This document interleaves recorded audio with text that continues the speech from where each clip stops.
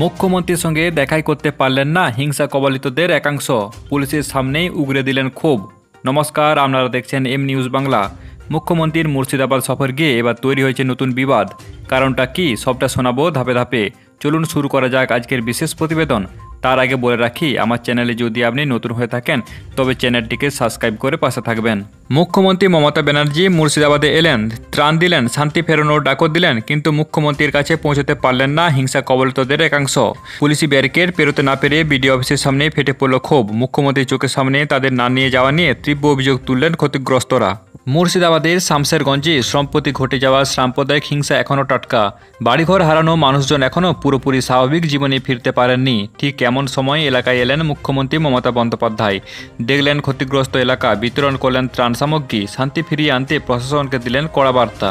মমতা ব্যানার্জি বললেন, হিংসা কোনো সমাধান নয়। যারা ক্ষতিগ্রস্ত হয়েছেন আমরা তাদের পাশে আছি, শান্তি বজায় রাখতে হবে সকলকেই। তবে এই সফরের মধ্যেই তৈরি হয়েছে নতুন বিতর্ক। মুখ্যমন্ত্রীর সঙ্গে দেখা করার আশায় দীর্ঘক্ষণ অপেক্ষা করেও হতাশ হয়ে বাড়ি ফিরলেন হিংসা কবলিত বেদবনা গ্রামের একাংশ বাসিন্দা। অভিযোগ, মুখ্যমন্ত্রীর সঙ্গে সাক্ষাতের কথা বলে তাদের বিডিও অফিসে আনা হলেও শেষমেশ পুলিশি বাধায় তারা মুখ্যমন্ত্রীর কাছে পৌঁছতেই পারলেন না।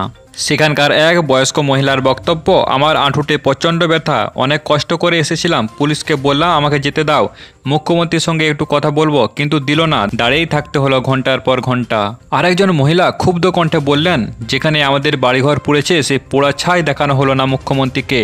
ত্রাণ তো দূরের কথা বলার সুযোগও পেলাম না, পুলিশ আমাদের আটকে রাখলো ওদিকেই। গত 12 তারিখের হিংসায় অনেকেই হারিয়েছেন ঘরবাড়ি, কেউ আশ্রয় নিয়েছেন মালদহের বৈষ্ণবনগরে, কেউ স্থানীয় আত্মীয়ের বাড়িতে। আশ্বাস পেয়েছিলেন মুখ্যমন্ত্রী এলে কষ্টের কথা শোনাতে পারবেন, কিন্তু সেই সুযোগ অধরায় থেকে গেল অনেকের কাছে।